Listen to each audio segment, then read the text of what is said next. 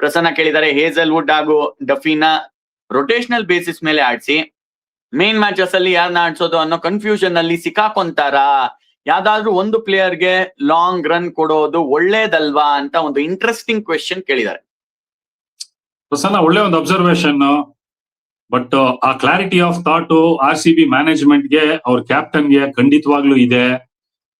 Conditions ನ ತುಂಬಾ ಚೆನ್ನಾಗಿ ಅಸೆಸ್ ಮಾಡ್ತಾ ಇದ್ದಾರೆ. ಅವೇ ಗೇಮ್ಸ್ ಆಗ್ಲಿ ಹೋಮ್ ಗೇಮ್ಸ್ ಆಗ್ಲಿ, plus rub of the green toss ಅವ್ರ ಪರವಾಗಿ ಆಗ್ತಾ ಇದೆ, ಇನ್ನೊಂದು ಅಡ್ವಾಂಟೇಜ್ ಅದು.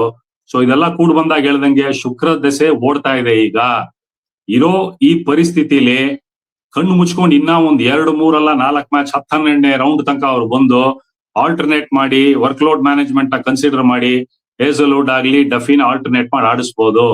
ಸಮಯ ಬ್ಯಾಕ್ ಟು ದ ವಾಲ್ಸ್ ಅನ್ನೋ ಪರಿಸ್ಥಿತಿ RCB ಈ ಸೀಸನ್ ಬರೋ ತರ ನನಗಂತೂ ಕಾಣಿಸ್ತಾ ಇಲ್ಲ. ಆ ಪರಿಸ್ಥಿತಿ ಬರಲ್ಲ ಅಂದಾಗ ಇನ್ನೆವಿಟಬಲ್ ಆಗಿರೋದ್ರ ಬಗ್ಗೆ ಯೋಚನೆ ಮಾಡೋದ್ರ ಪ್ರಯೋಜನ ಇಲ್ಲ ಅನ್ನೋದು ನನ್ನ ಒಂದು ಅನಿಸಿಕೆ.